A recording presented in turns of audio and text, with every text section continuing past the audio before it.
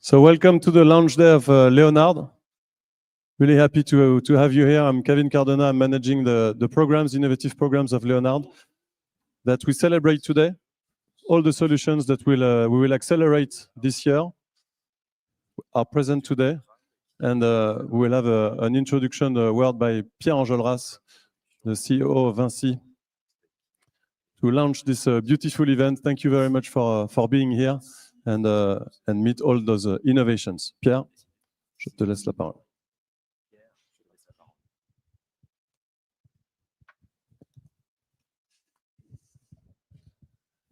Eh ben, ça en fait du monde, hein. Bonjour à toutes, bonjour à tous. Chers collègues, j'ai préparé quelques notes quand même. Ben, je suis très heureux d'ouvrir officiellement parce que j'ai pu constater après un petit tour que déjà c'était bien lancé. C'est Launch Day 2025 de Leonard. Ce rendez-vous annuel, il témoigne de l'intérêt que notre groupe VINCI porte à la fois à l'innovation et à l'entrepreneuriat, qui sont des piliers de notre culture. Et ces deux piliers, ils sont particulièrement nécessaires face à tous les challenges de transformation du monde, qui sont pour nous moins des menaces que des opportunités d'ailleurs.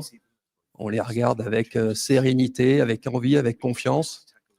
Je pense à la révolution digitale, aux défis environnementaux qui sont devant nous. Et on est clairement à un moment de l'histoire où on n'a probablement jamais eu dans nos métiers autant d'aussi beaux défis à relever. Alors, comme je le disais, nous comptons sur notre capacité d'innovation et notre esprit entrepreneurial, mais nous comptons aussi sur un troisième pilier de notre culture, c'est le sens du collectif. Le sens du collectif en interne, on en a besoin parce que VINCI, en fait, c'est une énorme myriade de plusieurs milliers d'entreprises. On dit qu'on en a 5000, je suis persuadé qu'on ne sait même pas très bien les compter, mais c'est à peu près ça. Du partenariat interne, je disais, et du partenariat extérieur, puisqu'il y a beaucoup d'externes qui sont là aujourd'hui, et notamment des startups. Et j'avais rencontré quelqu'un qui j'avais demandé, mais comment est-ce qu'on définit une startup?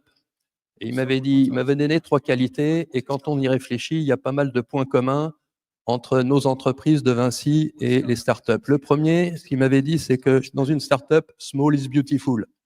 Et nous, nos entreprises, comme il y en a 5000, elles sont plutôt petites, elles sont à taille humaine. Et ça ressemble beaucoup avec un patron au cœur de la start-up, au cœur de l'entreprise, proche de son équipe, qui connaît tout le monde et surtout très proche de ses clients. Le deuxième point, c'est dans une start-up, il faut être très pragmatique, très concret, beaucoup de bon sens. Et là aussi, nos métiers nous y forcent. Quoi de plus concret qu'un chantier, quoi de plus concret qu'une exploitation autoroutière, aéroportuaire. On est clairement sur le terrain et là, on ressemble beaucoup aussi aux startups à cet esprit de ce pragmatisme. Et puis le troisième point, c'est la créativité, cette espèce d'audace qui permet de mettre tout au service d'un projet commun. Ça nous ressemble aussi, mais là, je dois dire aussi qu'on est, à mon avis, un petit peu en retrait des startups et c'est là où ça nous fait du bien de côtoyer des startups. Alors, les partenaires, j'ai essayé de faire la liste, j'en ai croisé un certain nombre. On a avec nous, au-delà des métiers de VINCI, des clients, des investisseurs, des donneurs d'ordre publics, des donneurs d'ordre privés, des fournisseurs, tout un tas de partenaires qui illustrent notre souci de trouver ensemble des solutions viables et durables. Et d'ailleurs, je ne connais pas beaucoup de lieux comme celui-ci, ici, Léonard, pas beaucoup de plateformes comme celle-ci, Léonard, et pas beaucoup de groupes qui ont réussi à mettre en place un dispositif d'une telle envergure avec cet espace, avec cette équipe. Et j'en profite pour féliciter Julien et toute l'équipe de Léonard qui travaille. Ça va bientôt faire 10 ans, hein. Pas tout à fait, mais bientôt. Voilà. Bravo pour ça, d'avoir occuper cette position transversale unique qui nous permet de nous réunir avec le succès quand je vois le nombre de participants aujourd'hui. Alors, aujourd'hui, c'est le lancement avec les fondateurs et porteurs de projets de plus de 60 solutions innovantes. 63. Ça fait quand même pas mal. On va découvrir aujourd'hui en avant-première certains des projets les plus ambitieux dans des domaines qui nous sont chers, la construction, les infrastructures de mobilité, l'énergie, l'immobilier, et avec un regard tout particulier cette année sur l'innovation industrielle. Alors, les domaines qui sous-tendent ces propositions, c'est le recours à la robotics, c'est l'utilisation de nouveaux matériaux, c'est les solutions d'adaptation au changement climatique, des dispositifs d'optimisation dans la gestion des bâtiments, dans la gestion de l'eau, dans la gestion des infrastructures d'énergie, et puis tout un tas d'initiatives qui mobilisent l'intelligence artificielle, qui est là un programme particulier maintenant de tous les programmes qui sont lancés aujourd'hui. Vous savez sans doute que les 63 solutions, elles sont le fruit d'une sélection rigoureuse. Il y a eu plus de 2000 candidatures, c'est ça, Julien? Et pas mal de monde du groupe s'est mobilisé pour évaluer ces projets, plus de 400 entrepreneurs et experts, et pour aboutir à la sélection présentée aujourd'hui. Ce que je voudrais dire aujourd'hui particulièrement aux porteurs de projets, c'est que en rejoignant l'un de nos programmes Leonard, vous avez fait le choix de l'excellence, de l'ambition, de l'accélération, et surtout vous bénéficiez de l'excellence et du réseau des entrepreneurs de Vinci, des collaborateurs de Vinci avec qui vous allez pouvoir travailler, avec qui vous allez pouvoir engager un dialogue. Et nous-mêmes, nous plaçons de grands espoirs en vous parce que nous sommes convaincus que parmi toutes ces solutions, beaucoup sont porteuses de promesses pour toujours améliorer l'excellence de nos métiers, que ce soit d'abord en matière de sécurité. Nos métiers sont dangereux et c'est un combat quotidien sans cesse pour améliorer la sécurité sur nos chantiers. Nos métiers sont en quête permanente de productivité. Chaque journée sur une exploitation autoroutière et aéroportuaire, chaque chantier est un cas unique et donc il faut réinventer en permanence la productivité sur nos opérations. Et puis, vous allez nous apporter aussi énormément en matière de différenciation d'offres, être capable nos métiers sont ancestraux, ça fait des siècles, ça fait des millénaires que l'humanité construit, que l'humanité installe, que l'humanité opère des infrastructures, mais ils ne cessent de se transformer et nos offres sont sans cesse en permanence en mouvement. Et puis, par rapport à l'urgence climatique, qui est à la fois un sujet sur nos propres impacts de nos activités, mais aussi en termes d'opportunités, parce que aujourd'hui, largement plus de la moitié des projets que nous réalisons sont au service directement ou indirectement de l'environnement. Là aussi, vous allez nous aider à élargir notre offre et à réduire nos impacts dans nos activités quotidiennes. Je ne sais pas si vous vous souvenez, il y a quelques années, il y avait une campagne employeur de Vinci qui posait aux uns et aux autres, à tous les talents qui veulent bien nous rejoindre, 5 questions. Je vais vous les reposer. La première, c'est: vous a-t-on dit que vous étiez trop ambitieuse ou trop ambitieux? La deuxième, vous a-t-on dit que vous étiez trop audacieuse ou trop audacieux? La troisième, trop créative ou trop créatif. La quatrième, trop curieuse ou trop curieux. Et la cinquième, trop généreuse ou très généreux. Pour les porteurs de projets, si vous répondez au moins une fois oui, si ce n'est plusieurs fois oui à ces questions, nous sommes faits pour travailler ensemble, nous allons travailler ensemble, et puis peut-être que vous allez nous rejoindre. En tout cas, on restera partenaires, en tout cas pour les semaines et pour les mois de ce programme. Alors, ce que je vous dis aujourd'hui, c'est continuons ensemble à innover, à collaborer et à bâtir un avenir durable. Ça, c'est notre mission pour nos métiers, pour la société, pour la planète et pour l'avenir. Je vous remercie. Bonne journée.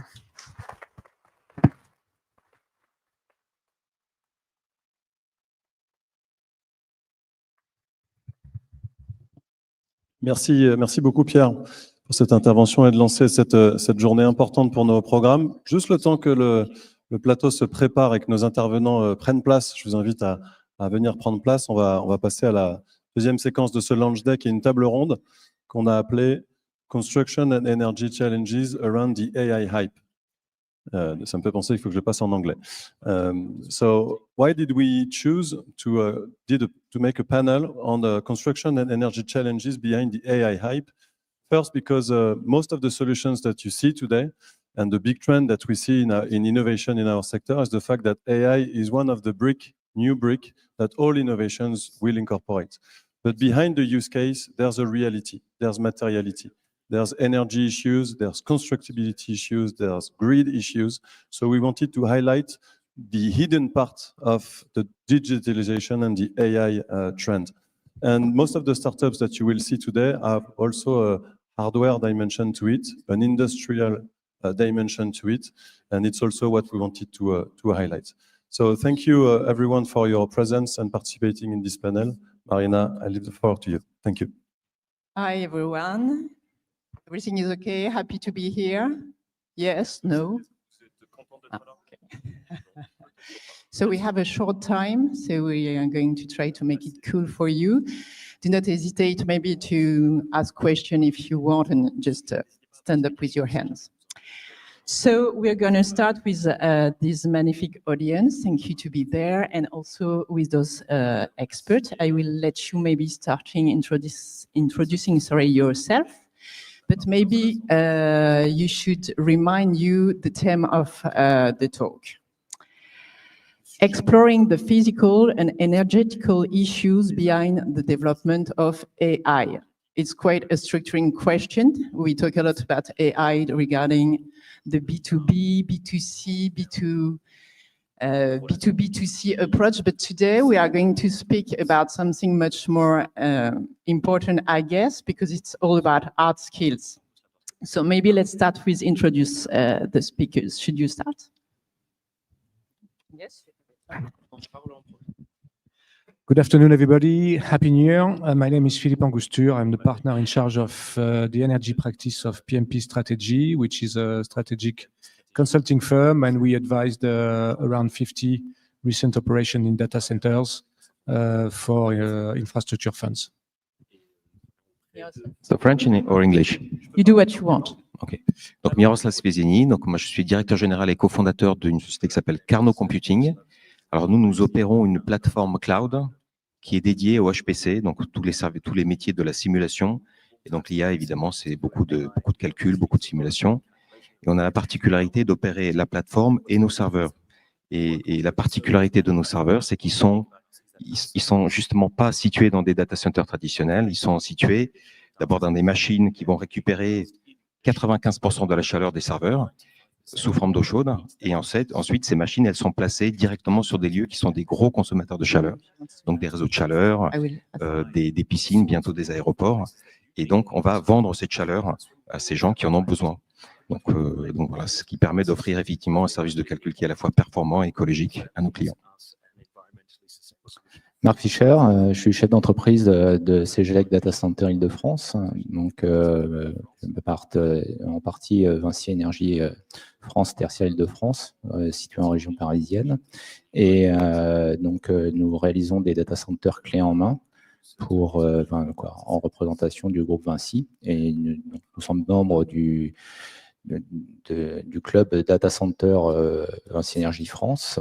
Nous participons entre autres à l'association France Data Center, dans laquelle nous sommes membres actifs, et également dans le conseil d'administration. Donc voilà, je vais essayer de parler au nom de tous mes confrères. Hi, I'm Klaus Staffinger. I'm happy to be here. Actually, it was short notice, but I'm very happy. I'm in the data center business since 18 years. I work for Legrand Data Center Solutions, and this is actually the panel and everything that we have here. This is the way that we support our customers on the way to have an AI-ready data center for the future. So we offer the consultation, the products for the full solution for data center. Okay, thank you, guys. Let's start maybe our discussion by going straight to the hard points. Let's talk about infrastructure. Mark, if I may, what are the main structural challenges encountered when building data centers for intensive use of AA? And how do you anticipate future needs given the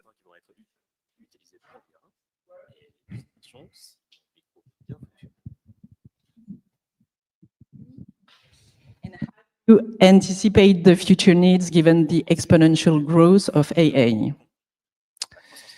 Comme je l'imagine, énormément d'entre vous le savent déjà,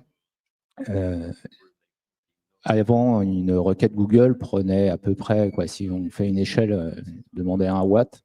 Aujourd'hui, quand on va utiliser l'IA, ça va consommer entre 10 et 30 fois cette puissance-là. Donc, ça a bien sûr énormément d'impact sur toutes les infrastructures qui desservent, je dirais, la puissance et qui refroidissent les processeurs des actifs qui se trouvent dans les data centers. Donc, par rapport à ça, le défi majeur, c'est de réussir à alimenter ces infrastructures de serveurs, les GPU, entre autres. Et pour y répondre, on a déjà, à l'heure d'aujourd'hui, un certain nombre d'atouts au sein de VINCI. Le premier, c'était par exemple Axians HPC, situé à Toulouse, qui fait déjà des clusters en fait, jusqu'à 1 mégawatt, un peu plus d'1 mégawatt dans le HPC. Donc, c'est quand même des technologies qui sont récentes dans la partie IA, mais qui, dans les clusters de calcul, sont déjà assez anciennes. C'était plutôt, je dirais, à petite échelle. Ce n'était pas du tout industriel comme aujourd'hui. On est en train de le voir sur des développements, entre autres de GAFAM, de plusieurs dizaines, voire centaines de mégawatts. Ces besoins de calcul voient en fait une grosse évolution technologique. Donc, le défi technologique de TAC, c'est plutôt en termes de refroidissement des processeurs. Il y a des avantages à ça, c'est que les processeurs vont être refroidis avec des températures qui sont supérieures. Donc, on va avoir des améliorations énergétiques sur le refroidissement. Mais par contre, on a une densification et une complexité accrue au niveau de ces infrastructures. La partie intéressante, c'est de voir la vitesse en fait, que l'on perçoit aujourd'hui dans ce changement de technologie au niveau des data centers. Tous les permis de construire des data centers qui sortent aujourd'hui étaient sur des technologies qu'on va dire plutôt conventionnelles, donc aux alentours de 3-4 kW par baie. Sur la partie DLC, il y a à peu près 2-3 ans, on était encore à 50-60 kW par baie. Aujourd'hui, on est plutôt aux alentours des 120. Et on prévoit assez rapidement de monter très probablement vers le mégawatt. C'est assez intéressant. Je pense que mon confrère de Legrand dira la même chose. Il y a encore deux ans à peu près, les différents fournisseurs de technologies n'avaient pas de CDU. Les CDU, c'est ce qui va servir en fait à refroidir les racks. Et là, au cours du dernier Data Center World, globalement, on a eu à peu près tous les fournisseurs principaux qui sont venus avec leur CDU. Donc, en 1 an, en fait, on a un changement complet du panel de solutions techniques qui vont aller justement alimenter ces infrastructures. L'impact que ces technologies ont en fait sur notre métier, c'est aussi l'impact sur les réseaux électriques. Donc là, ça concerne aussi entre autres Omexom. Mais on a vraiment une demande accrue d'énergie consommée qui demande en fait une modification quand même assez importante du réseau. Il faut savoir que là où on va construire un data center, il y a plusieurs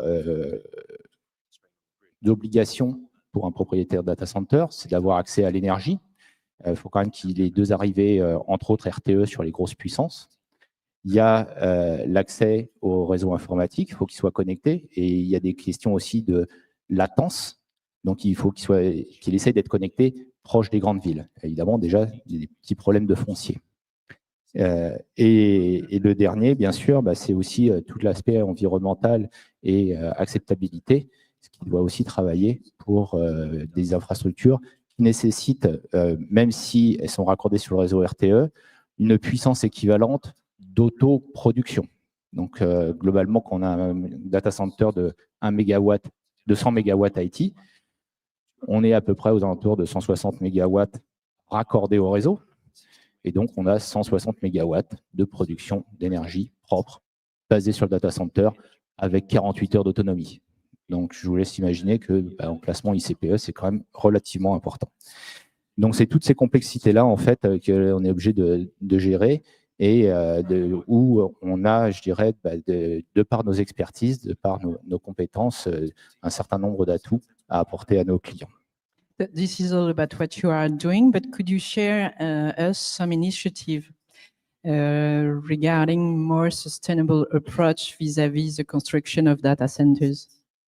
So, je vais continuer en français. Yes, Donc, I would prefer au- speak au French, niveau- but I've been asked to speak English, so I do.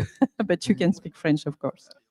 Au niveau donc des solutions que l'on apporte en fait en empreinte carbone, il y a déjà toutes les solutions qui sont apportées par le développement des technologies de nos fournisseurs. Donc entre autres l'efficacité des onduleurs. Donc c'est pareil, toute l'alimentation en fait de ces racks et des baies se fait au travers d'onduleurs. Et ces technologies, en fait, les dernières technologies d'onduleurs permettent d'avoir des très grandes efficacités qui vont justement dans un sens d'amélioration globale de la chaîne énergétique du data center. Après, on va avoir aussi tout le travail autour du refroidissement. Je disais tout à l'heure sur les CPU, il y a aussi les technologies à immersion qui sont en train de voir le jour je dirais, en parallèle des solutions je vais prendre un anglicisme, direct liquid cooling, qui sont des refroidissements à cœur avec de l'eau sur la partie processeur. Ces solutions-là permettent également d'avoir des meilleurs je dirais, coefficients de performance énergétique du fait qu'ils récupèrent en fait une chaleur de meilleure qualité sur le processeur. Le processeur donc, conventionnel, il est refroidi à l'air. Le processeur est aux alentours de 70-80 degrés. L'air, la transmission à l'air en fait nécessite un air entre 25 et 35 degrés. Quand on passe sur des technologies à l'eau ou en immersion, on est sur une température en fait du liquide de refroidissement aux alentours de 70 à 80 degrés. L'eau c'est un peu plus bas, mais c'est assez facile en fait d'aller refroidir directement vers l'extérieur ces calories. Autrement, aujourd'hui en conventionnel, on est obligé d'utiliser des compresseurs.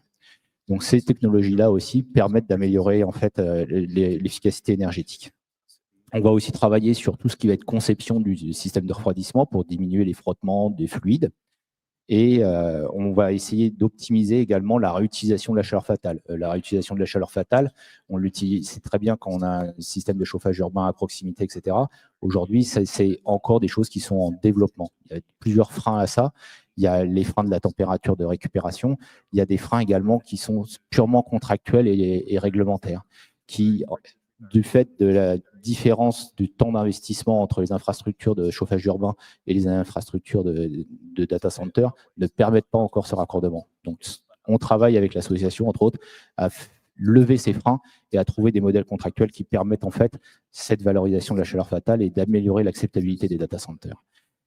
Peut-être un dernier point donc, sur les empreintes carbone. Donc ça, je parlais surtout de la partie opération, donc l'empreinte carbone, le scope 3 aval, une fois le produit fini. On a aussi des solutions en amont avec, entre autres, le béton bas carbone qu'on va utiliser pour la construction des data centers. On va également essayer de maximiser l'utilisation d'équipements électriques, de transport, de logistique électrique, transport de nos employés également, de telle manière à diminuer au maximum l'empreinte carbone. On va avoir l'utilisation également de technologies de fournisseurs locaux qu'on va essayer de maximiser. Voilà. Thank you, Mark. Thanks a lot. Close, maybe, if you may, could you talk to us about the importance of data center cooling, which is something very useful in the future and promising innovation regarding the sector?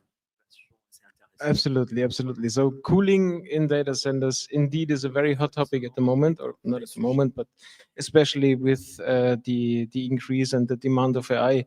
So the interesting topic and the challenge is that an increase of power, of density in the cabinet is everything but new.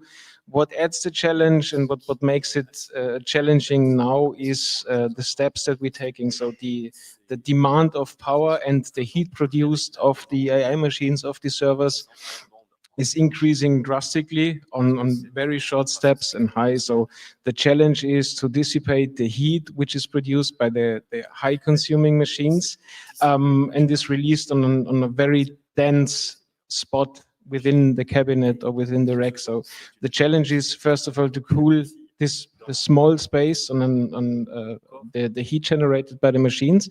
And secondly, you want to do this in a very efficient and sustainable way. Traditional cooling systems in data center, they consume up to 40% of the total energy consumed by the whole data center, which is a lot if you think about you just want to cool your servers with that. So the challenge is to deal with the heat very precisely and very efficiently. And there are plenty of things that you can do, and the most promising one and the most sustainable and for the future solutions are liquid-based cooling solutions, definitely. And it's also, it's not only the focus on one solution purely, because it is very unlikely that even if the equipment and the AI is increasing in the data center, you will not have the big boom that from one day to another you will have a change in 100% of your cabinets and 100% of your systems. So the challenge is to deal with what you have now, be ready for what you will have in 2, 3, 4, 5 years. And this is where the real challenge is, because that's something that no one can tell you at the moment. So we have no idea if the ramp up is going like this in the power demand and the cooling demand like this for the next 4, 5, 6 years.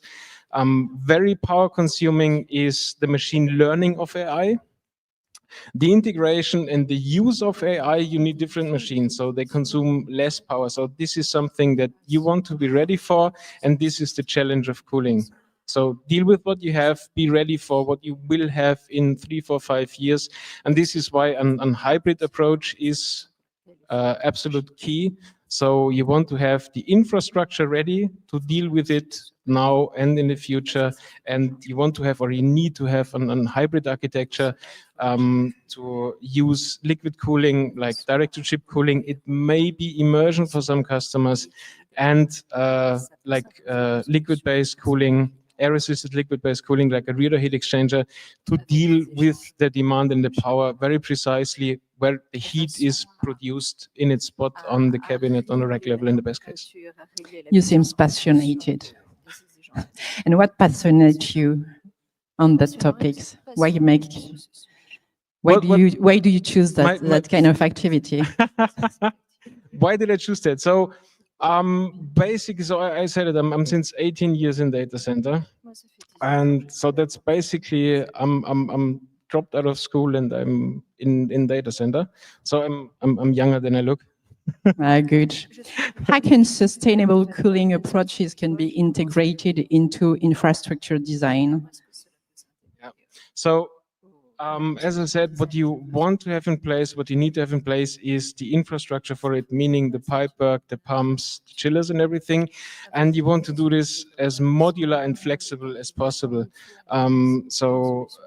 This is one key is modularity, that you can cool it and then you can integrate it as you need it. So no 100% day one installation, because it would be a waste of money and also total waste of energy if you want to cool something that is not existing yet. Doesn't make sense. So modularity is absolute key. And the another important thing that might be obvious, but we face this in every project over and over again. So you want to integrate all the stakeholders of the project, the architects, the engineers, the user, the power provider at the beginning of the project, and deal with it and plan it accordingly to what you need now, what it will look like in the future. Because then you are also in a stage which can reduce, for example, the carbon footprint overall is the use of renewable energies of the provider, or also you produce a lot of heat, and what you do traditionally is you just blow it in the atmosphere for nothing. But if you plan it up front, you can reuse the heat, you can heat your offices, you can heat the whatever construction site or you have or whatever. So those are the things, but you have to be there in time, and this needs to be planned up front. So this is why also talk with all the stakeholders, bring them together and plan it accordingly can have a significant impact on the overall carbon footprint of a data center. maybe 1 or 2 tips or wishes for the future months? One or two tips for the future of Yes. data center? Yeah. One or two tips is never, and that might sound easy, but never be afraid of asking stupid questions, because there is no such thing.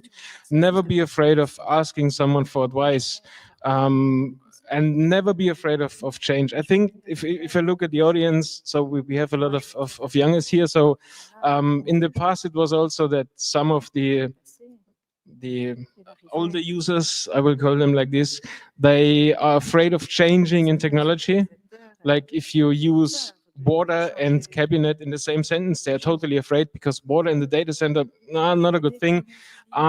This is something that will be more easy in the future, because as said in the audience, a lot of young ones, so they are used to have water in the PCs or whatever. Just think about gaming PCs or whatever. It's not new. So don't be afraid of changes, and never be afraid of asking stupid questions, or look for help. Someone who builds data centers, because they have experience of, they have done all the mistakes. You don't have to do them. That's it. Thanks a lot. Maybe let's switch a bit and let's talk about energy recovery. Miroslav, are you ready? In Absolutely. French. Data centers produce temperature, heat. Can you explain us how we can already valorize this production, and especially the potential in terms of urban and industrial use? Alors, Klaus a très bien introduit le sujet. La problématique qu'on a aujourd'hui, si on veut faire de la récupération de chaleur des data centers, ce qu'on appelle la récupération de la chaleur fatale des ordinateurs, on a deux problèmes. La première, c'est qu'elle est technologique. Quelle est la technologie qu'on va utiliser pour récupérer la chaleur? Le problème aujourd'hui, c'est que l'industrie du data center, que j'aime beaucoup, parce que nous-mêmes, on est très utilisateurs de data center, mais l'industrie du data center a toujours produit, designé des systèmes de refroidissement. Ce n'est pas la même chose de designer un système de refroidissement que de designer un système de récupération de chaleur. Alors, c'est très complexe, parce que dans un data center, vous avez des serveurs différents, du Dell, du HP, vous avez des fonctions différentes, vous avez du stockage, du calcul, etc. Donc, essayer de récupérer la chaleur de tout ça, c'est assez compliqué. Après, ce qu'on a fait chez Carnot, c'est qu'il faut choisir un peu son cheval de bataille si on veut être efficace là-dessus. Mais quand on parle des technologies, par exemple, donc évidemment, moi, pour moi, ce que dit Klaus, je suis complètement d'accord avec ça. Aujourd'hui, le futur du refroidissement et de la récupération, c'est l'eau, en fait. Nous, c'est la techno qu'on a construite depuis quelques années, c'est de la récupération grâce et donc du refroidissement avec de l'eau. Le problème, c'est que quand vous avez des technologies d'immersion ou de direct liquid cooling, tout ça, on va refroidir les serveurs, mais après, vous allez avoir besoin d'échangeurs si vous voulez ensuite aller chauffer de l'eau, etc., etc. Donc, vous allez avoir de la déperdition. Donc, la première chose, c'est la technologie. Comment est-ce qu'on a des technologies efficaces de récupération de chaleur et pas juste de refroidissement? La deuxième chose, c'est un vrai sujet, c'est l'emplacement du data center. C'est que si vous construisez votre data center selon des critères qui sont tout à fait, que je conçois complètement, qui sont le foncier, l'accès à l'énergie, l'accès au réseau, etc., vous allez construire votre data center. En général, il n'est pas situé au bon endroit, parce que quand bien même vous allez récupérer 50 mégawatts ou 100 mégawatts de chaleur, qu'est-ce qu'on va faire de cette chaleur au milieu de la pampa, voyez? Donc, si vous n'êtes pas situé sur un lieu qui est un lieu qui va utiliser la chaleur, transporter la chaleur, ça ne se transporte pas très bien et ça coûte très cher. Donc, en réalité, on va se rater. Donc, on voit très souvent aujourd'hui des initiatives de data center qui font de la récupération de chaleur, mais souvent, malheureusement, à très basse température. On va sortir de l'eau à 30 degrés maximum, voyez, alors que l'usage pour une piscine, pour un réseau de chaleur, c'est minimum 60, 65 degrés, voire plus. Donc, ça, c'est la première chose. Et ensuite, s'il n'y a personne pour vous utiliser la chaleur, qu'est-ce qu'on va faire? On va faire une serre agricole, on va faire... Et puis, quand vous visitez les projets un an après, vous avez 2 tomates qui se battent en duel. Donc ça ne fonctionne pas très bien. Donc, il y a un problème de technologie, de récupération, et il y a un problème de où on va faire le data center. Alors, évidemment, ça c'est facile à dire, c'est facile à critiquer. Maintenant, quand on construit des hyperscalers, évidemment, en fait, vous allez trouver très peu d'endroits qui vont vouloir vous récupérer, en tout cas vous acheter la chaleur. En revanche, il faut quand même penser, tous les usages qu'il y a dans un data center ne sont pas forcément, on n'est pas obligé de les hoster dans un data center. Alors, je parlais tout à l'heure, je reviens un petit peu à mon sujet. Nous, on fait du calcul intensif, donc de la simulation. Donc, tout ce qui est simulation, en gros, on envoie de la donnée, elle est traitée, on récupère le résultat. Bon, si vous êtes sur des technos, si vous êtes sur un data center, vous allez avoir des machines qui tombent, mais que vous êtes en capacité de relancer le calcul à un autre endroit, vous n'avez pas besoin effectivement d'avoir des systèmes de redondance. Donc, c'est pour ça qu'il faut également penser à l'usage en fait. Donc moi, je suis convaincu qu'aujourd'hui, si on veut faire des data centers efficaces, alors en termes de récupération et de valorisation de la chaleur informatique, il va falloir faire des data centers plus petits, il va falloir faire des data centers plus spécialisés par activité, il va falloir faire des data centers qui sont plus près des lieux de consommation de la chaleur. Et en général, donc, plus près des utilisateurs. Voyez. Ça n'a pas de sens, finalement, quand on fait une requête Siri, que votre donnée, elle part aux États-Unis, et puis finalement, vous récupérez le résultat ici. Voilà, on peut faire, en termes d'efficacité, on peut faire un petit peu mieux. Voilà. Du coup, tu travailles plus pour le climat que pour l'intelligence artificielle, finalement. Les deux sont liés, parce qu'évidemment, en fait, le sujet, c'est que notre activité, c'est quoi? C'est nous, on a conçu un système qui est un système qui est breveté, très designé. C'est un rack, hein, c'est un rack informatique. Simplement, en fait, c'est un rack, on va racker des serveurs de calcul. On a même un format très spécifique qui est le format OCP. Donc, une fois qu'on a racké ces machines, donc on ne va pas pouvoir mettre du Dell, du HP, etc. Donc, ça ne marche pas pour tout. Hein. Ensuite, c'est une machine, c'est moins haut qu'une baie, mais c'est à peu près la même, sinon c'est les mêmes dimensions. Vous avez un tuyau d'eau froide qui rentre, mais pas un petit tuyau de DLC. On a des tuyaux de section 2 cm. Hein. Donc, c'est un tuyau de plombier, hein. C'est ce qu'on va trouver dans le bâtiment. On a un tuyau d'eau froide qui arrive, on a toute une circulation d'eau, et ensuite, on a de l'eau, et on arrive à sortir de l'eau à 65 degrés en sortie. Et au milieu, il y a quoi? Il y a 12 serveurs OCP. Donc, effectivement, première question que nous posent nos clients ou des gens à qui on discute, oulala, l'eau et les serveurs, l'électricité, ça ne marche pas très bien. En fait, il est tout à fait possible aujourd'hui d'avoir des systèmes où il n'y a pas de contact entre l'eau et gérer la partie fuite, etc. etc. Donc, on est d'abord sur un sujet d'infrastructure. Voilà. Et ensuite, ces serveurs-là, on est quand même sur des sujets de calcul haute performance, parce que nous, dans notre métier, si on ne trouve pas des clients qui vont venir utiliser nos serveurs de calcul, qui acceptent de faire les simulations chez nous plutôt que chez AWS ou OVH, etc., ça ne marche pas très bien. Donc, on a quand même ce métier premier de plateforme, voilà, pour le monde de la simulation. Il se trouve que simplement, les moyens dont on va servir nos clients, on va utiliser des machines qui sont en réalité très efficaces d'un point de vue informatique et très performantes d'un point de vue écologique. L'empreinte carbone de chaque calcul informatique qui va passer sur notre plateforme et sur nos machines va être réduite de 80%. En fait, nous, on ne construit pas de data center. On va venir squatter des locaux dans des réseaux de chaleur, dans des sous-sols de piscine, voilà, dans des sous-sols d'aéroports, etc. Donc, on ne construit pas des murs et un data center. Et puis ensuite, on ne va pas dépenser d'énergie et d'argent pour refroidir nos serveurs. Et même l'énergie qu'on va produire, on va la valoriser. Non seulement on la valorise, mais on la vend sur 20 ans. On a des contrats de vente de chaleur sur 20 ans auprès de A2A, auprès de NJ, etc., à qui on vend la chaleur. Alors, encore une fois, ça ne marche pas, ce n'est pas pour tous les usages. Nous-mêmes, on a besoin de data center, on a besoin d'hyperscalers pour des sujets de stockage, pour des sujets etc. Mais je reste convaincu que le futur du cloud, il sera composé toujours d'hyperscalers et de gros data centers. On ne va pas pouvoir faire les miracles en termes de récupération. Mais si on veut continuer la croissance du cloud, il faut aussi des plus petits data centers, plus proches des utilisateurs, parce qu'en réalité, quand vous regardez la demande énergétique qu'il y a pour l'IA et les projections, c'est juste regarder au niveau mondial, en fait, il n'y a pas assez d'énergie. Il n'y aura pas assez d'énergie. On parle de consommation équivalent à la consommation électrique du Japon. Vous voyez.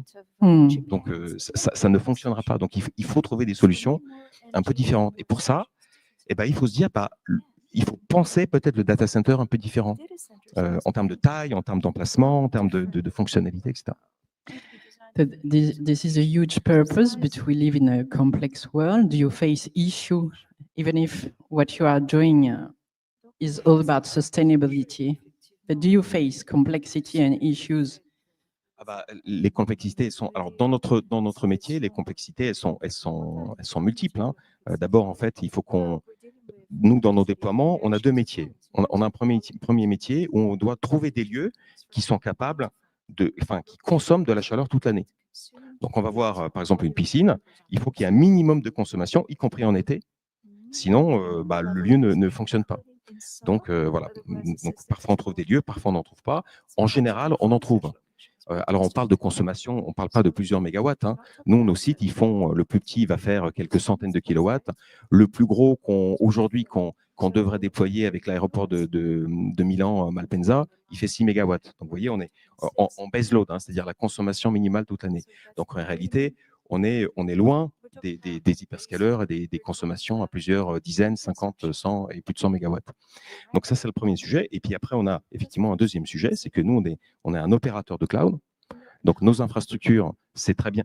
On construit quelque part des data centers, hein, des mini data centers. Simplement, on les fait au bon endroit avec la bonne techno. Après, il faut vendre la capacité de ces data centers. On a deux métiers, on a deux casquettes. Eh bien, il faut convaincre nos clients de ne plus aller calculer chez AWS, de ne plus aller calculer chez nos concurrents américains qui font des choses très bien, mais on a des solutions très bien et très efficaces en France et en Europe et qui sont plus performantes, qui sont moins chères et plus écologiques. Donc, il faut s'en servir. Voilà. And what could you share with the audience? Do you have a wish? Moi, mon souhait, c'est qu'effectivement, alors, c'est même un peu plus qu'un souhait parce que ça va devenir petit à petit une réglementation. C'est vrai que les sujets de récupération de chaleur vont devenir quasiment réglementaires. C'est que quand on va construire dans quelques années un data center, il va falloir, dès le début, permis de construire, prendre en compte les sujets de récupération de chaleur. Si on veut rendre le monde du data center plus efficient, c'est un enjeu qui est majeur. Voilà. Et après, moi, mon souhait, c'est que le monde entier vienne calculer chez nous. Voilà. Thank you. Merci. Philippe, is the microphone okay? Yes? Yes. Okay. Can you give us some overview of the current and future energy needs of data centers, as well as your opinion on the ability to respond to this exponential growth? Bon, je vais aussi rester en français en faisant l'hypothèse que le traducteur a un meilleur anglais que le mien. I'm going to be eaten by... Pour être précis, quand on parle d'exponentiel, je pense qu'il faut peut-être ramener dans les principes de réalité. Les infrastructures ne se déploient jamais à un rythme exponentiel, à moins que les gens de Vinci aient trouvé une solution, mais je ne crois pas. Je vais donner quelques chiffres sans essayer d'être trop ennuyeux. En 2024, les data centers consommaient 40 gigawatts de puissance dans le monde, la moitié aux US. Considérez qu'en France, il y a 60 gigawatts de puissance nucléaire installée, donc 40 gigawatts dans le monde, c'est pas rien. C'est pas rien. Et un data center, ça consomme en base, c'est-à-dire que ça doit consommer H24, 7/7 toute l'année, à peu près la même chose. Cette année, en 2025, on considère qu'il va y avoir une hausse de 20%, donc 48 sur la moitié US, alors qu'il y avait une demande de 75. Donc en fait, ça c'est le premier point. L'autre point, c'est que quand on regarde les projections un peu plus loin, en termes de besoins de nouvelle énergie, alors je suis d'accord que ça fait beaucoup et qu'on peut ramener ça à des consommations de pays. Aux US, on estime que d'ici 2027, il y aura besoin de 200 TWh de plus pour les besoins des data centers, beaucoup à cause de l'IA. Pareil, un ordre de grandeur, c'est la moitié de ce que produit EDF en France, grosso modo, par an, donc c'est beaucoup. Mais quand on compare ça aux besoins d'électrification de l'industrie et des transports, en fait, c'est quelques pourcents.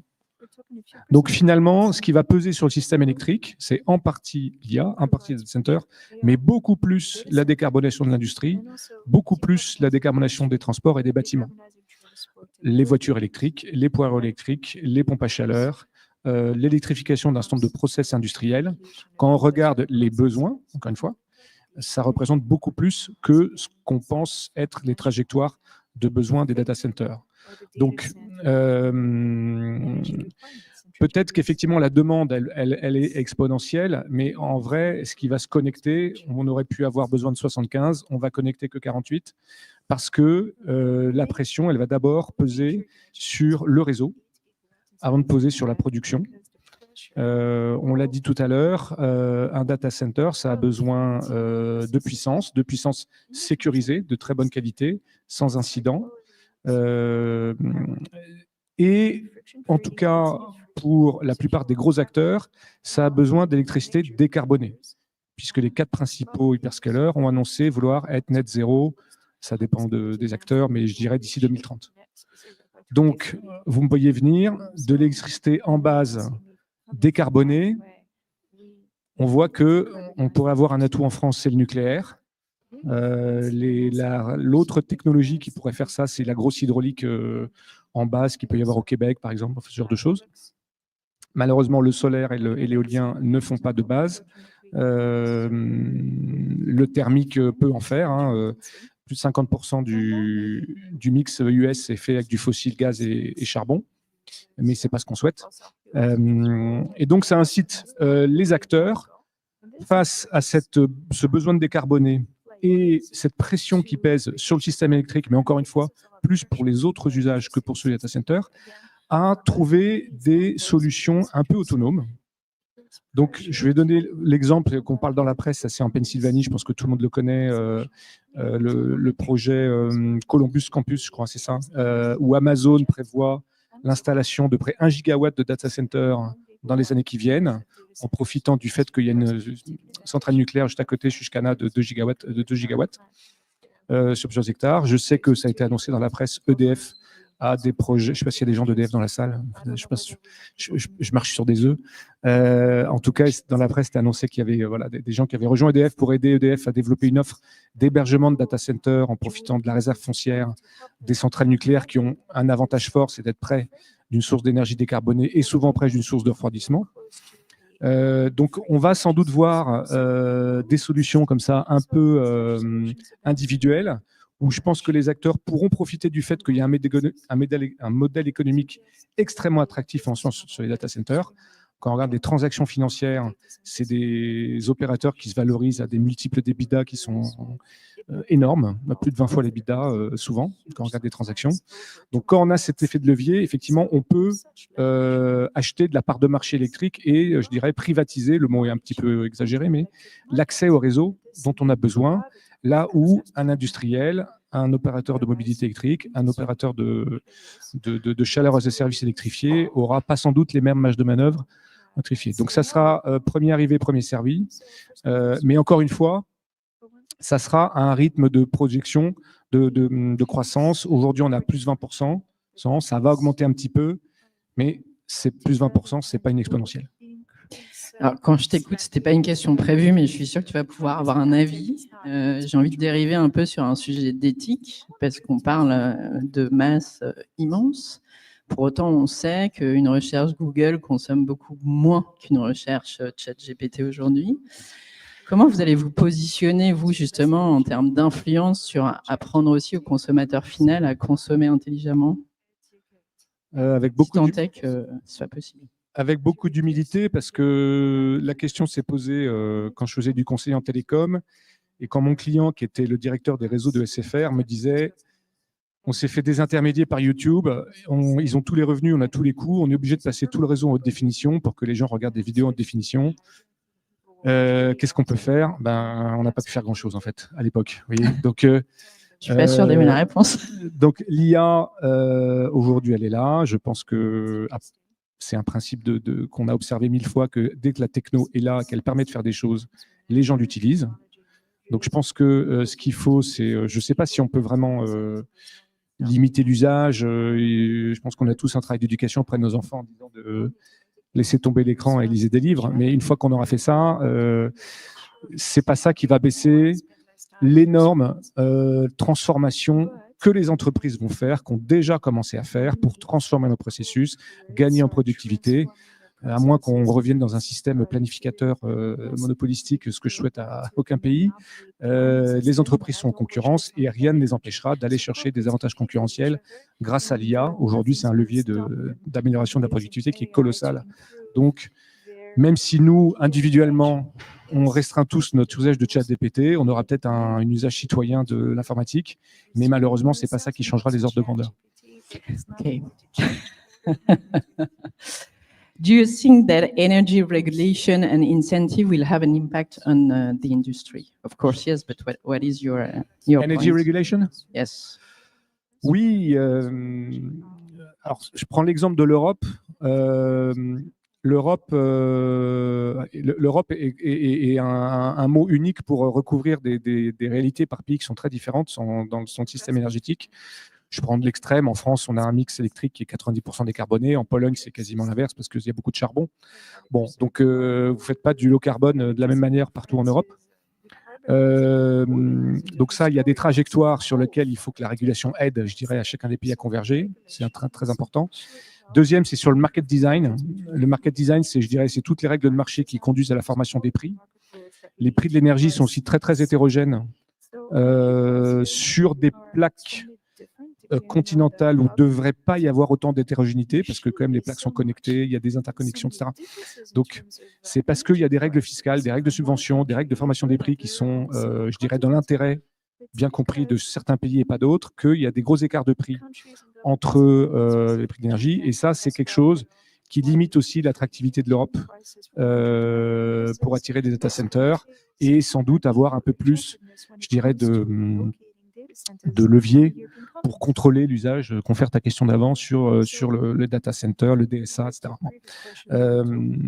Voilà, donc je préempte la question, est-ce que j'ai un vœu? C'est que sans doute qu'on arrive on avait une autre. un peu plus à s'entendre entre Français, Allemands, à tous les grands principaux pays de l'Europe pour que le market design et la régulation convergent vers la décarbonation, je dirais, du mix électrique et vers un mécanisme de formation des prix qui soit un peu plus proche, je dirais, des coûts réels et qui donne, je dirais, suffisamment de visibilité aux opérateurs pour financer la suite, sachant que en Europe, il y a quand même une situation paradoxale, c'est que malgré tous les besoins d'électrification à cause de l'industrie, des transports, du bâtiment, etc., aujourd'hui, depuis 2 ans, ce qu'on observe, c'est pas ça, c'est une destruction de la demande. En France, on a quasiment perdu 1 gigawatt de demande en 1 an, c'est énorme, c'est une tranche d'un palier 4 des centrales nucléaires des années 80. C'est beaucoup de sobriété, c'est beaucoup de récession dans certains domaines de l'industrie. Donc on a en parallèle 6 EPR qui sont censés être dans les tuyaux. Aujourd'hui, peut-être qu'on va postponer un peu certains investissements parce que donc sans doute que un des leviers, c'est justement retravailler sur le market design pour que des prix soient plus attractifs. C'est quand même une commodité sur laquelle il y a énormément d'élasticité, le coût de l'électricité. Et on le voit très bien, hein, l'Espagne qui aujourd'hui, avec des setups fiscaux, de subventions, arrive à un prix de l'énergie beaucoup plus faible que ce que propose EDF à ses principaux clients, et ben, attire, alors modulo les problèmes qu'ils ont sur le refroidissement, en tout cas attire énormément d'investissements parce qu'ils ont un mégawattheure à 30-40 euros.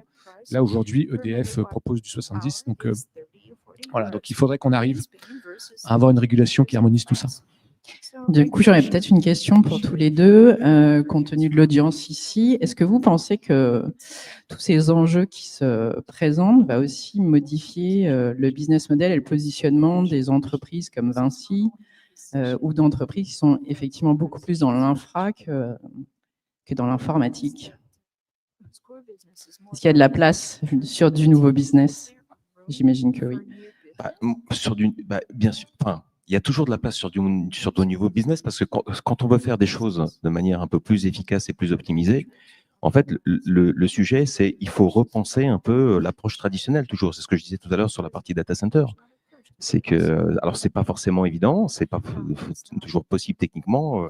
Il y a des freins parce que, je sais plus si c'est Klaus qui en parlait, mais il y a des gens qui n'ont pas très envie de changer, en fait.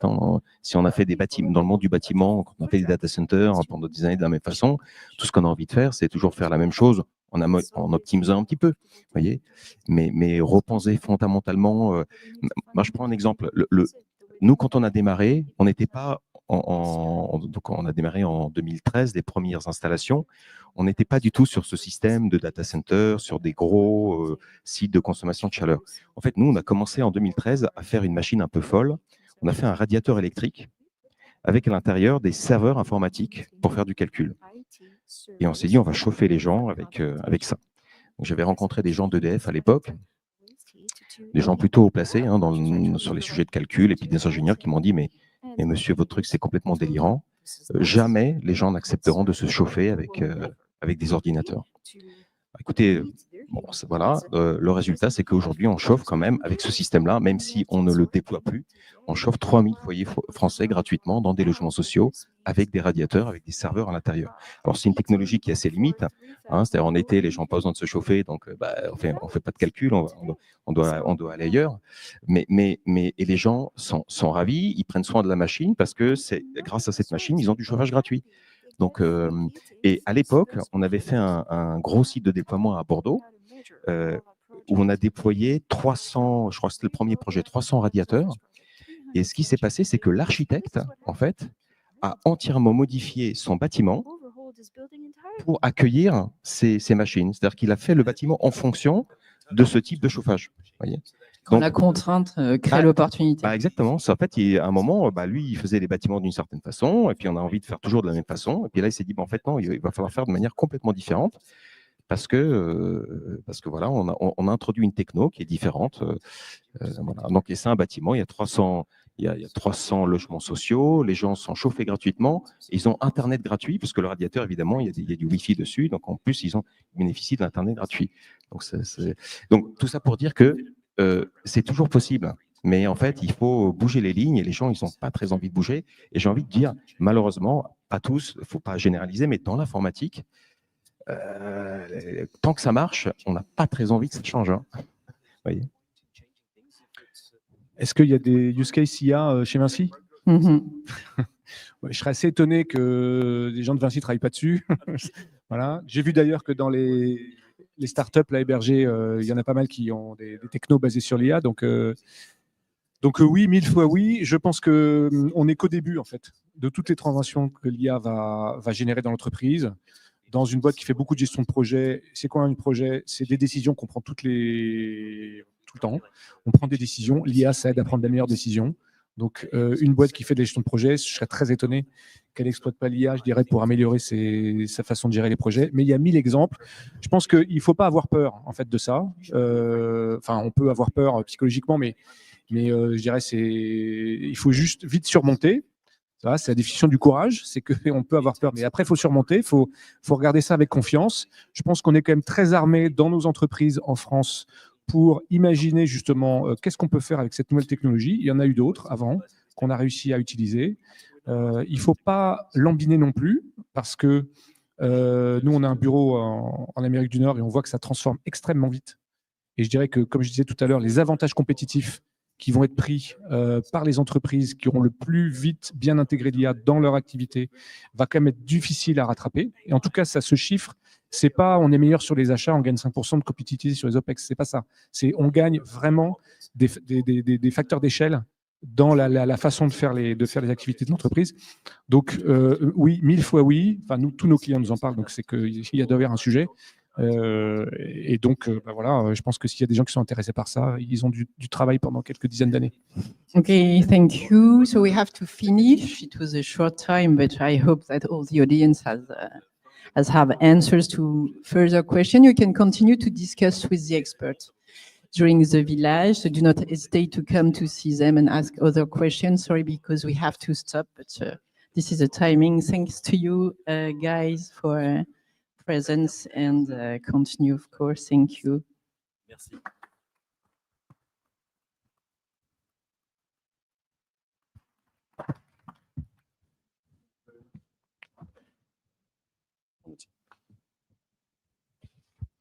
Thank you very much for your great insights on this great topic. And Philippe, I invite you to discuss with the AI program. We have many projects developed within VINCI. Today we are launching all the programs. We have 5 programs to present to you, and a lot of entrepreneurs and innovators within VINCI or outside of VINCI. So I will ask Bruno Donnet to come and join me on stage, and ask Philippe to discuss with Bruno afterwards to make sure that you know what's been developed within VINCI. So every program manager will come and present to you their programs in a short way, so you can identify all the solutions that you want to meet during the village right after. We will try to do it in a dynamic way, and some of you cannot see it, I'm very sorry, it's not comfortable. So we will do it in a dynamic way, so you can identify all the solutions and go and talk to them during the village, which is the main point of the journey. Bruno, the floor is yours. Thank you very much. Is there something to click? Yes.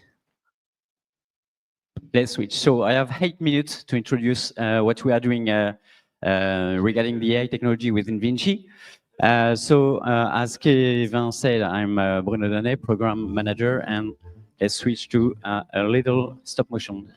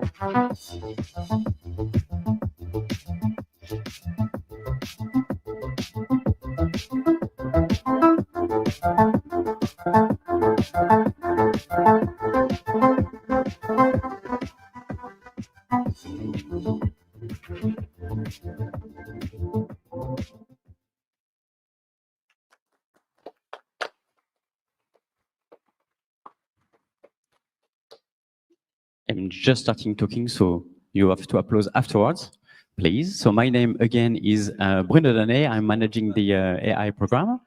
Let's have just a look to a use case we developed 2 years ago, just for you to have a better understanding of how we are working.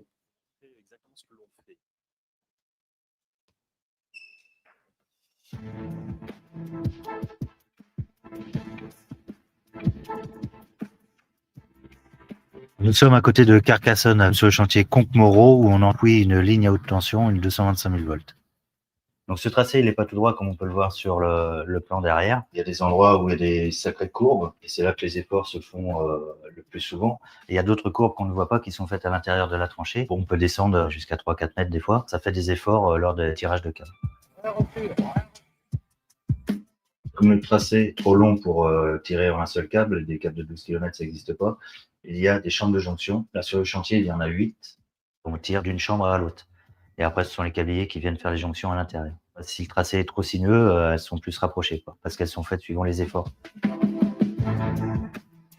On savait qu'il y avait beaucoup de paramètres qui rentraient en compte dans le comportement du câble pendant les phases de déroulage. On avait généralement des efforts prédits par la macro Excel qui étaient assez différents des efforts mesurés.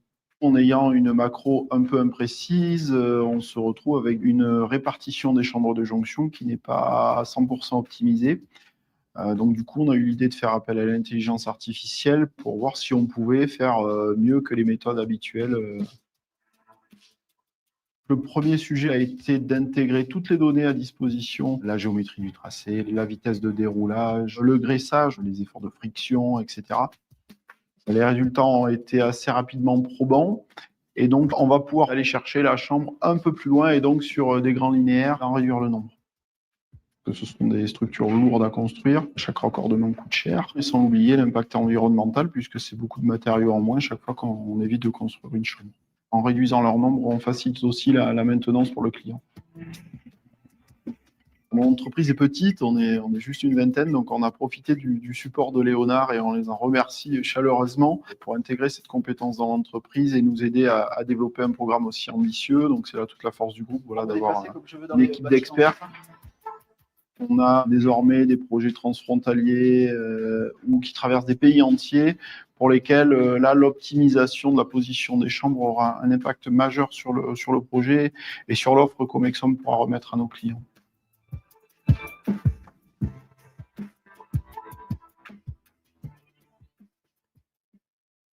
So why did we start the AI journey here within VINCI? It's because 5 years ago, we identified that this technology could be of help for us. We identified that we were facing a risk of disruption, meaning we saw that in many tenders, the client asked for proof that we developed AI subject, and we were able to handle this technology. If we were not able at that time to develop some AI project, then it means that we would have lost the markets. So here we had a huge risk. That's why we had to start developing this subject. Second, as Pierre-Angela said, we are a profitable company. We have lots and lots of companies and they know how to work. But they are sitting on a lot and tons of data, and we can do something with the data nowadays. But in a way, we are using this data to higher our performance if it's profitable, because we want to do money. We don't want to play with the AI technology as it is. So that's why we created a program with 3 missions. First one, to raise the awareness within the group, because it's a thing to talk about AI. It's another thing to master the technology. So it's mandatory to explain what it is, what we can do with this, and of course, what we cannot do with this one. Once we talk with this, we had to create a community. We created a community within VINCI Construction and a community within VINCI Energies, and there is another one within VINCI Concession. And together we are talking about the technology, and we started from scratch 5 years ago. And last, it's really important to know how to deal with the AI technologies. That's why we developed project here at Leonard, but we are only a support for the business unit. The idea comes from the business unit, and we are only here to help them to develop their own projects. So you can see here the timeline of the AI program. Throughout the year, we are scouting for ideas all around the world. We are meeting lots and lots of business units, and we do 2 very important steps. The first one, specification. We do not use AI if it's not profitable. So we have to evaluate if it's profitable or not to use the technology on the idea provided by the business units. Second, feasibility. We do not want to do research, because if we do research, we will spend 3, 4, 5 years without making money, and we want, again, to do money. So the objective here is to see if it's feasible in 6 months' time, aiming for the industrialization in 6 months' time, of course. And once we identified some projects, the objective of this program is to upskill the business units. I don't want to centralize the use cases, because here within Leonard, we are only 20 of data scientists, so we cannot handle all the use cases from the group. And it's not the way we operate within VINCI. So all the objective here is to decentralize these competencies and to help the business unit to master the AI technology. So we have here a bunch of data scientists, and they are working together with the business unit, aiming 6 months' time after to detach all the project. The project has to have to be industrialized inside the business unit, and then we cut the link between Leonard and the business unit, and they are autonomous. They can continue their way. As you saw in the stop motion little film, we developed throughout the years 60 projects. 55 of them are still operating, so it's kind of nice. It proves that this model works, and yeah, that's all I can say about the AI program. We are developing not 12 but 15 projects nowadays. Some are a little bit strategic, so that's why they're not here presented to everybody. You will be able to talk to 4 of them. They are here on the corridor here, and they will be happy to explain you all that we are doing within this AI program. Thank you very much.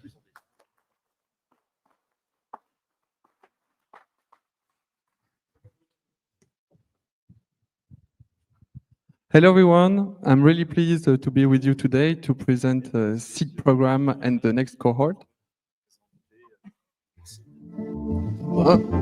It's not.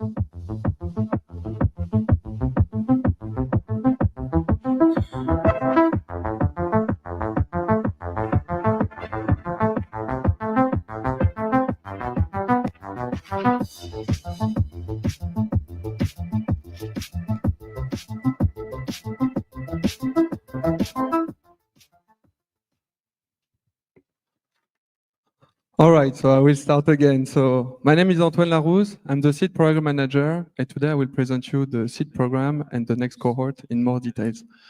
So what's the seed program? It's a program really designed to help promising startups from post-prototype to pre-series A in construction, energy, real estate, and concessions sectors in order to improve their product market fit, accelerate their go-to-market within VINCI, and build a strategic network with VINCI and investors. First, improve their product market fit to meet the demand from VINCI Group entities for operational solutions. Second, to create sustainable value, and strengthen collaboration, and then demonstrate tangible and measurable solution value. Also, to accelerate their go-to-market, they need that to maximize their business opportunity within VINCI Group, smooth the contracting process, and build strategic partnership with VINCI. And then they will build a strategic network with VINCI and investors to ensure the best possible development for the company, occupy a strategic position for a better understanding of the evolution of their businesses, and then strengthen credibility within the ecosystem. So just several figures from the seed program. We got 37 startups in portfolio, and they have raised in total 53 million euros. We have done 9.5 million euros in business volume with the VINCI Group since they joined the seed program. We have 467 contracts with the startups, and they have met more than 50 people with VINCI, in particularly VINCI directors and company directors. The seed cohort. So just a reminder about the selection process. We got almost 500 open applications, and we decided to evaluate them, the top 50 of the startup with more than 100 VINCI companies, directors, and experts from 53 VINCI entities. And we selected 8 startups from these 500. 8 startups in 4 categories: climate change adaptation, Contech, operations, and smart energies. So you can discover them. So in climate change adaptation, we got Albedia. It's a climate analysis software to help the constructors and brokers in making their climate studies. We have Kraken. It's a software to simulate flood analysis to predict what could, how to enhance our infrastructures. NB Energy. This is a solution that provides a digital solution to help buildings in activate the flexibility energetic. In the context, we have Sillon. Sillon, it's a solution using AI to help the purchaser from the negotiation to the purchasing, and they use AI to check and control all the quotes that they receive. So they have a strong data bank. We have Enlay.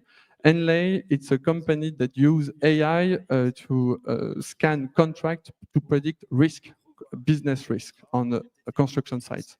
Then for operation, we have Highlight. Highlight is a drone-powered drones, hydrogen-powered drones to help our operators to make the inspection of linear infrastructures. We have Blue Spine. Blue Spine is a company that provides AI to help our companies to predict and control corrosions of our infrastructures. And last but not least, we have Boreal Energy. Boreal Energy is a company that they make cold storage to activate the energy flexibility of our assets.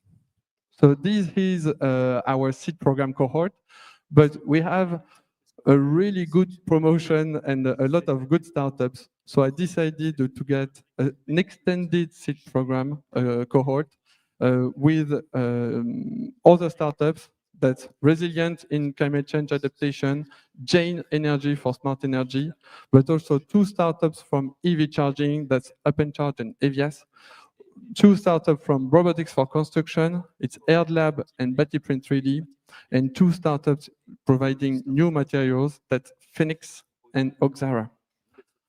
Don't hesitate to meet them in the villages. Thank you very much.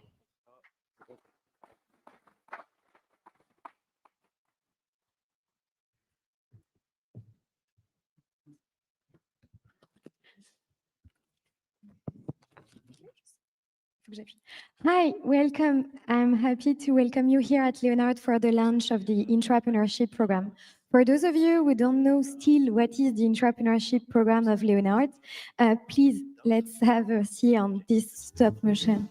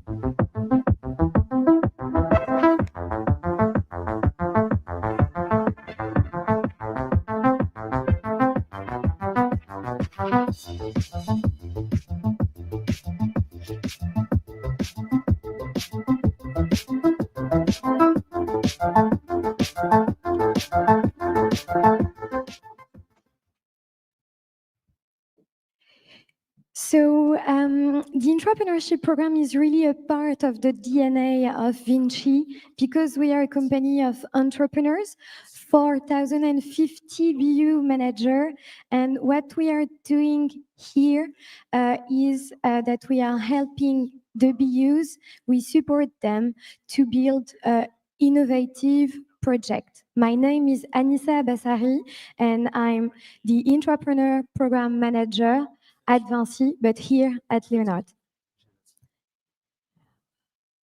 This program was built in 2017, so it's the first one and also the old one. With all that experience, we have built the program in two phases. The incubation phase, that is starting today for some of you here in the audience. And then we have the acceleration phase. Why the program is built that way? The program is built that way because first we explored. We explored because we are supporting the business unit manager strategy. Sometimes it's great to understand a little bit what is our market before working and developing a solution. This is what we are doing in the incubation phase.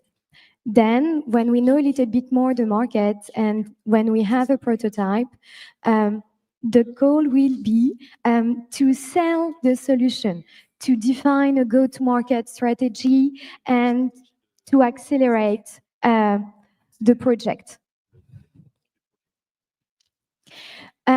Obviously, I will say that this program is the best, that this program transforms the people, but I'm not the one that can truly say that. So I propose you to listen to Mathieu Cassou, an entrepreneur of the previous cohort. Je m'appelle Mathieu Cassou, je suis responsable innovation et recherche-développement chez Bot Fondation. Et en parallèle, je suis le parcours intrapreneur chez Leonard pour développer mon projet Haussmann. Le programme intrapreneur nous permet de nous sortir de notre zone de confort. On est habitué tous les jours à faire le même travail. Et là, vu que c'est le montage d'un projet, et le programme nous permet de nous aider à monter ce projet du début jusqu'à la fin, car on a beaucoup de lacunes. Grâce au programme intrapreneur, j'ai pu apprendre à pitcher, à savoir me tenir, à savoir parler, à améliorer mon anglais. Et tout ce qui est business plan, tout ce qui est market, tout ça, moi, ce n'est pas du tout mon quotidien. Donc, ils ont investi en nous pour mener à bien tous nos projets en nous donnant des cours, des conseils et grâce à leur expérience. So the Intrapreneur Program is addressing several maturity of projects, but is also addressing several kind of collaborators. We have very technical people like Mathieu is, and also Jérémy here in the audience, or Stéphane. And we help them to develop their skills to make sure that they can put the project in the alignment of the strategy of the group and of their business unit. Today, I'm happy to present 10 projects. The sourcing of those projects have been done by some of you that I see in the audience, because some of the projects are coming from some innovation challenge that we have at VINCI Construction, or from the environmental awards that have been done by VINCI last year. We will position all those projects during on four themes, that you can refine on the floor, and you will refine them, on the village. We have operation circular with green transitics for the circular economy. You will meet also Refresh from VINCI Construction, which is also about the circular economy. We have some context solution with Dodin Campon Bernard and the solution named CBTech. I can just warmly ask you to meet the entrepreneurs here in the village, and come to see me if you have a question about the entrepreneurship program, because and I'm speaking to the VINCI collaborator in the audience, this program is your program. Thank you.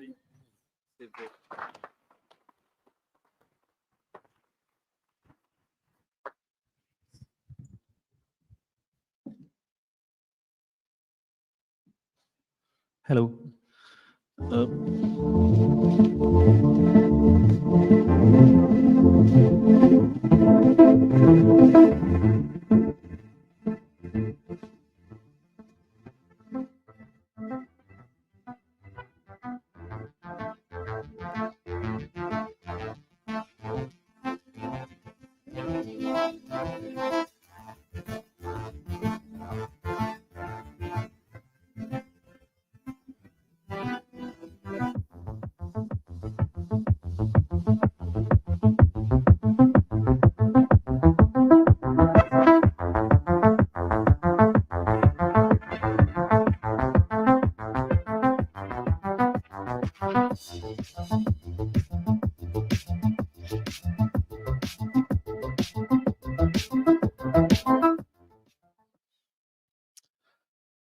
Hello, everyone.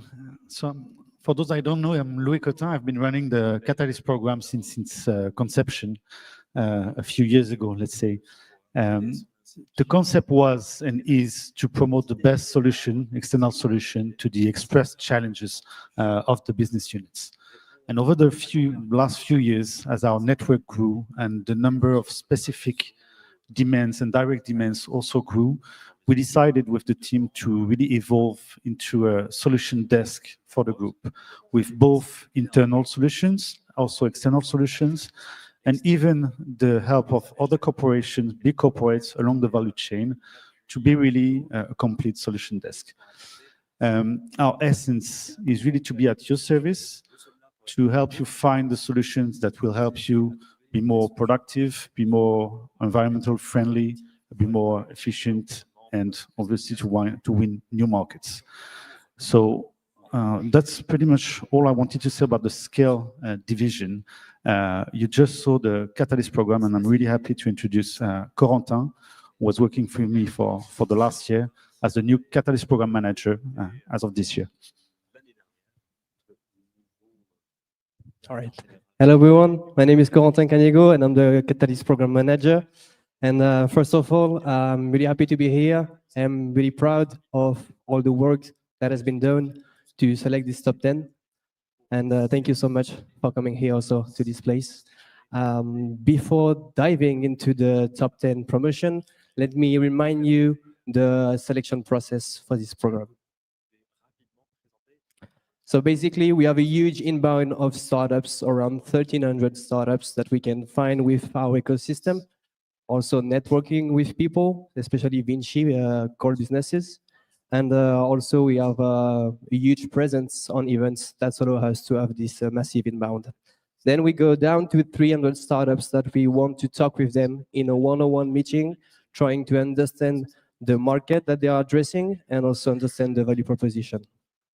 And then the third part is one of the most important for us, is the evaluation process, is to be sure to have an operational validation from VINCI business unit or from VINCI employees to have their feedback and to be sure that the solution is answering an operational need. And this year we had around 300 evaluation, and I wanted to thank all the people who got involved in this evaluation process. I saw on the top of the room Paul Vidil, for example, who is the technical director from Solidance Bassi, and I think right behind him there is Romain Nicolas, who evaluate those startups, and thank you so much for your implication in this process. Then the two other steps are for the select to be sure that the solution is mature enough to be used on our work site, on our business unit. And the last one is the acceleration, and especially the top 10. And I'm going to present it to you. So I decided to divide it by 4 categories. The first, the resources, and especially the energy resources. We have Calisteo. Calisteo is a plug-and-play solution ordering you to measure, analyze, and reduce your energy consumption with algorithm and AI for your construction site, for your industrial building, and for your assets, especially mobility assets, talking with VINCI people. Then the second one is Cumulus. Is producing water drinking water with the air. So you can produce water wherever you want with this solution, and you have the possibility to see one of the products in this room over there. The last one in this category is Voltang. Voltang is a new and high quality way to store your energy, electricity. It's made of recycled EV batteries, and it's already working a lot with Omexom in Germany. Then let's move on to the data. We have 2 solutions. Sodex, it's a plug-and-play retrofit solution for the construction engine.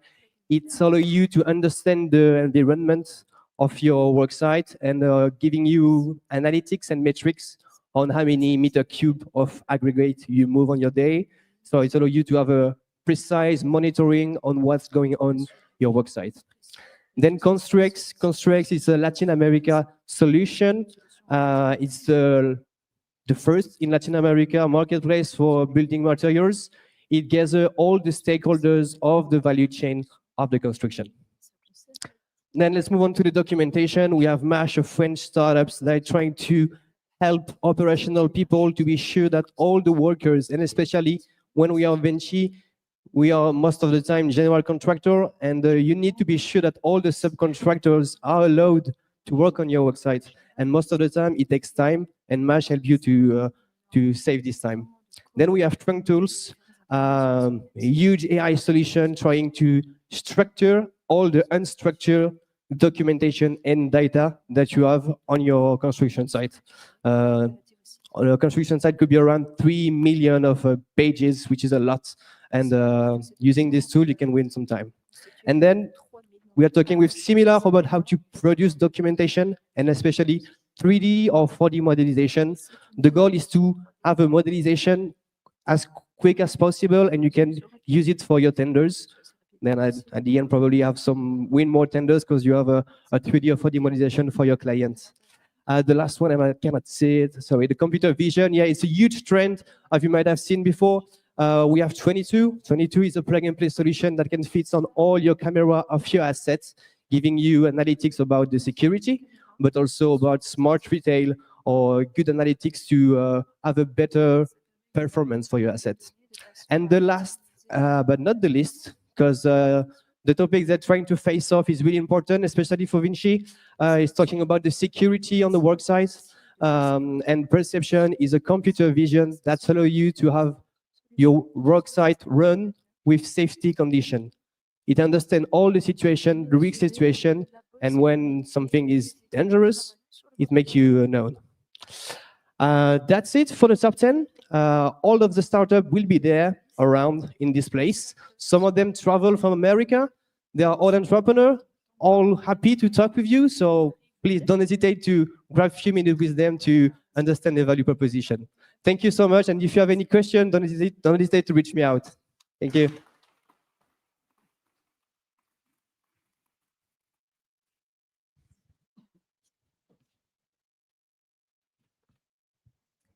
Hi, everyone. I'm Séverine Fachin. I work at the Environment Department of VINCI, and I'm very happy to introduce a new program to you because I think last year it will have ended here. But this year we have a 5th program, and this new program was developed by the Environment Department in partnership with Leonard. So that's why I'm here with you today. Why a new program, you will ask, I'm sure. We wanted to speed up the process on working on our positive impact on the environment. We launched our environment ambition in 2019, so about 5 years ago now. And we launched a first edition of the Environment Award just to launch the environment ambition.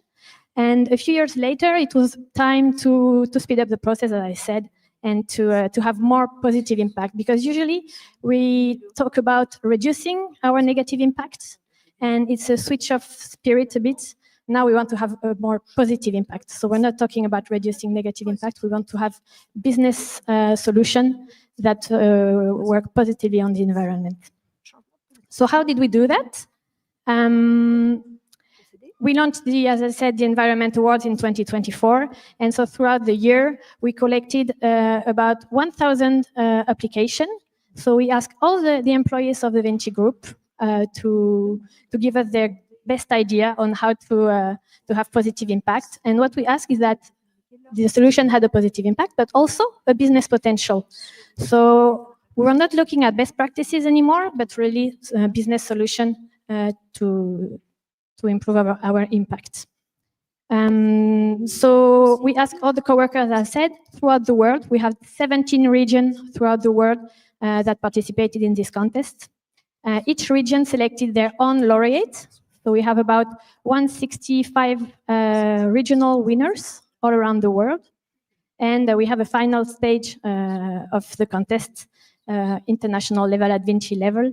And we had the executive committee choose the laureates, the final winners. And we had 12 laureates. And what we knew by experience with the first edition of this Environment Awards in 2021 is that if we don't help to deploy this solution, they will not fulfill their potential. So we need to help them to reach their potential and to have a greater impact. So that's why we launched the Scale-Up program in 2025. So we have about, as I said, 165 solutions to help. It's not sticking. And these solutions are very diverse in maturity. Okay. It will be hard, please stay. Okay, anyway. What I wanted to say is that we have 2 levels of support. One for the regional winners. We'll provide something like a MOOC, and we'll help them deploy the solution in their region. And we'll have also the VINCI level, and that's what we are talking about today and what we will present to you today. We have 19 solutions that we are supporting very closely at the VINCI level and financing as well. And we launched the program in mid-December, a few weeks ago. So that's I'll show you a short movie about what happened a few weeks ago. Maybe it's time for the movie now, please. No.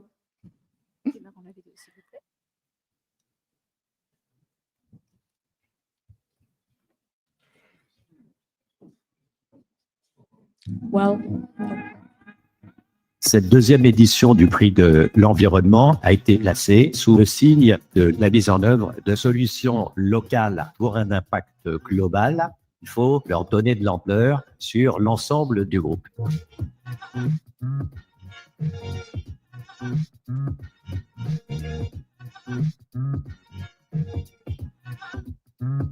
Bonjour à tous et à toutes. Aujourd'hui, chez Léonard est directement lancé Scale-Up. notre objectif changer d'échelle? L'ADN de Scale-Up, finalement, c'est un programme à la carte, puisqu'on a des solutions avec des maturités très différentes, des thématiques très différentes, des business models très variés. C'est l'occasion, du coup, ces 2 jours de lancement, de leur présenter des coachs projets qui les accompagnent vraiment sur l'intrapreneuriat, comment porter un projet, et un coach environnement pour être sûr que la solution a un gain environnemental. L'objectif commun, c'est que tout le monde se donne les moyens. Nous, en tant que direction environnement et Leonard, c'est-à-dire au niveau de la holding, on leur donne tous les moyens à notre disposition pour les aider à se développer. On les coach, les Rush Week par exemple, avec des webinaires, des toolkits, des clusters thématiques où on peut pouvoir les faire travailler en réseau en fonction des solutions. Et puis un budget finalement qu'on définit avec eux en fonction de leurs besoins. Tu as toujours besoin, dans ton approche commerciale, etc., de montrer que tu as des convictions et parfois, il faut satisfaire tes clients usagers pour qu'il y ait un client payeur capable. Our local customer in Portugal has already shown interest in having a maintenance contract for the existing system. Il faut que ce soit le plus business related possible pour potentiellement venir soutenir l'impact. Ça va nous permettre de structurer la démarche. I hope this helps us in the industrialization. On ne s'attendait pas à ce qu'il y ait autant de moyens mobilisés, à ce qu'il y ait autant d'accompagnement. Impressionnant par l'intensité et l'efficacité que ça nous apporte. Very fancy. Un vrai coup de projecteur sur nos solutions. En quelques échanges, un peu de réseautage. Et on a potentiellement trouvé des clients pour nos solutions ou d'autres idées ou d'autres débouchés qu'on n'aurait pas pensé si on n'avait pas participé à cette semaine. On a besoin de ces 1 an pour définir exactement sur quel segment on se positionne et quelle est l'offre qui va permettre d'être la plus pertinente pour répondre à ces enjeux environnementaux qui ne sont pas forcément très clairement exprimés par les clients. On a aussi, pour tout ce qui est suivi du programme, un comité de pilotage qui sera constitué de tous les directeurs environnement, directeurs communication, innovation et Léonard. Si vous avez des sujets, sollicitez-nous, on fera la bonne passe décisive, soit dans le réseau interne, soit dans le réseau externe. On est aussi entouré de beaucoup d'investisseurs. Ce qui est aussi intéressant dans ce programme, c'est le lien potentiel avec les actions de recherche qui sont menées par Vinci. Ce que l'on cherche, c'est de maximiser cet impact. Et on espère que d'ici la fin de l'année 2025, on sera au rendez-vous. Merci beaucoup. On sait que ça a été 2 jours intenses. Quand je vois la qualité de là où vous en êtes déjà, c'est assez génial. Et moi, je trouve que voilà, ça va être que du bonheur de continuer à avancer ensemble toute l'année prochaine.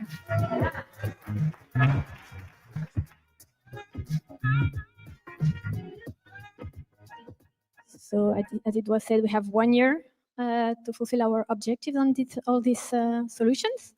Here are a few examples, because as I said, we have 19 of them. It will be really long if I explain the 19 of them today. So here a selection. So first we have one from Cobra IS in Portugal that is called Atlas. It's about an autonomous electric trucks in a closed industrial site. We have also one from VINCI Energy that is called Direct Current. Here it's about reducing transformer losses, because when you use, for example, a phone or a computer, it's not an alternative electricity, it's direct current. And so you lose energy each time you transfer from AC to DC. The third one will be wildfire prevention, also by VINCI Energy in Portugal as well. Here, it's a solution developed by VINCI Energy on how to prevent wildfire that will happen from medium voltage lines and default in the current that go through this power line. We have also Volutia, which is a 2D off-site construction. It's to build with low cost and higher thermic efficiency. Wise BMS, which is an AI solution that was also in the Intrap promotion last year. And the Biocalcis, which is a solution in about treating drought-sensible soil with a biotechnology that is already existing but has another usage for now. So here for because I didn't say it first, but maybe I should say it now, we have 3 pillars in the environment ambition at VINCI. And the first pillar is Act for the Climate. So these proven solutions are about this first pillar.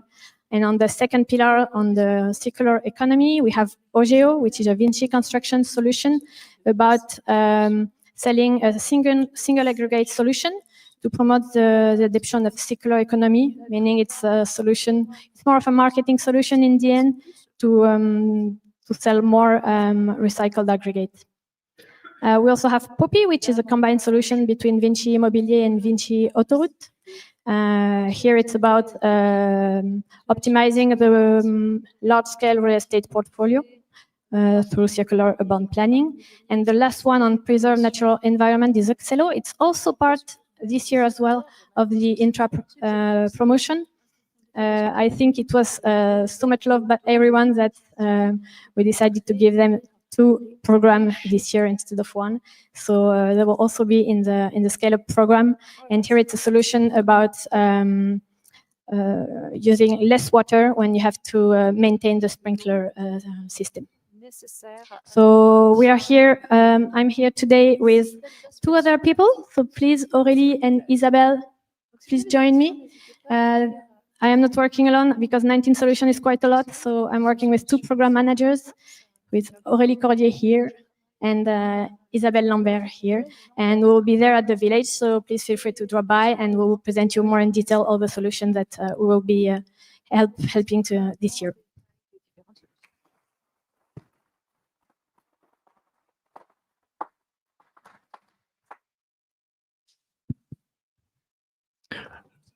Good afternoon, and this is going to be the end of this second. I'm Julien Villalongue, the managing director of Leonard, and I think that we will be able to have another round of applause for all of these projects. Imagine that we have today 70, or close to 70 projects, but they have been selected from around 3,000 other projects and startups. And so I think with all the funnel that has been presented, they are, I think, the best solution. We believe that they are the best solution to tackle the big issues that our industry is facing. So I think that we can have another big round of applause for all of these projects. Thank you very much.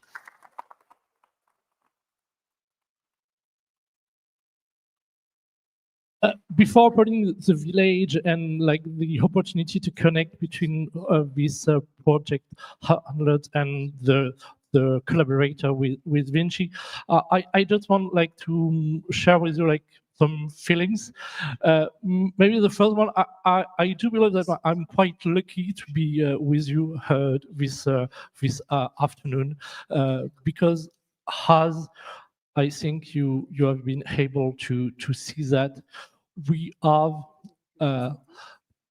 innovators and entrepreneurs that want to bring solutions to tackle the big challenges that construction, energy infrastructure, mobility infrastructure are facing today, as we talk about the way where people live, the way they consume energy, produce them, they move for the mobility. They want to tackle, they want to have our operation get better. They want to tackle our environmental imperative. And yeah, there is something very interesting to be able to gather all of these people, entrepreneurs, and innovators today. So the first feeling is this feeling of luck, and the other ones are a mix between pride and humility. Pride because as you have been able to see that for the last 7 years, we have been able to gather a lot of innovators and entrepreneurs from all around the world. We have been able to support them in developing their solution and their collaborations with VINCI, and that is the result of the implication of course the Leonard team, but more importantly the whole support of the companies of VINCI, the business unit manager, the executive committee members, of course. So I think we can have another applause for all of these ecosystems that we want together and to be able to provide to these entrepreneurs and innovators. So thank you for all of this ecosystem gathered today in front of us.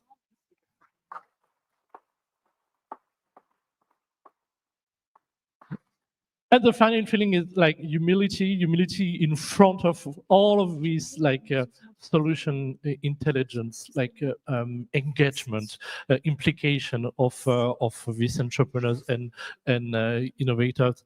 Each year that when we are like selecting the startups, the internal projects, is quite tough to select them at the end, because all of them are very like implicated in the solution, and that's it's what I think we have been able like to succeed with all of these programs, to have all of this energy and collaboration for the development of and the transformation of our industry.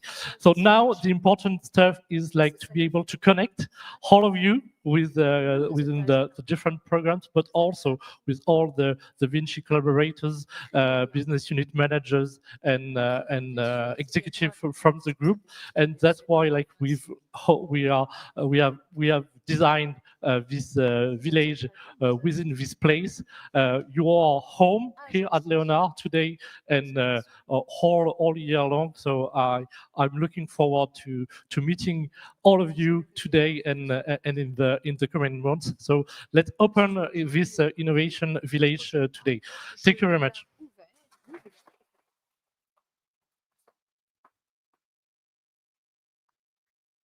And you can like go a bit everywhere in this place. Thank you very much.